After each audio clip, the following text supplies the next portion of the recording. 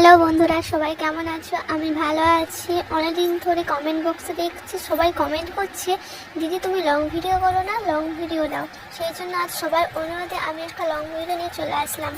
আজ যাবো আমি আমার মামা শ্বশুরের বাড়িতে, মামা শ্বশুরের মেয়ে অর্থাৎ আমার ননদের বিয়ে। সেই জন্য আমি ভিডিওটা করে ফেলি। এই শাড়িটা দেখতে পাচ্ছি, এটা আমি মামা শ্বশুরের বাড়ি পরে যাবো। তো শাড়িটা কেমন লাগছে আমাকে অবশ্যই কমেন্ট করে জানাও।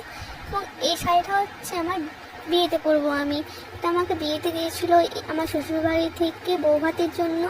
এই শাড়িটা খুবই ভালো একটা শাড়ি, আমার খুব পছন্দের একটা শাড়ি লেগেছিলো। তোমার এই শাড়িটা কেমন লাগলো কমেন্ট করো।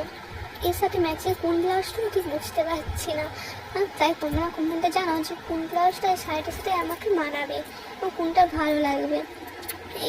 এই শাড়িটা আমি রিসেপশনের জন্য পরবো, তো কেমন লাগবে রিসেপশনে পরলে অবশ্যই কমেন্ট করে জানান। এই শাড়িটা আমার বিয়ের আগে আমার বর দুর্গাপুজোর সময় আমাকে গিফট করেছিল। এই শাড়িটার সাথে ম্যাচিং করে ব্লাউজ কাটিয়েছিলাম।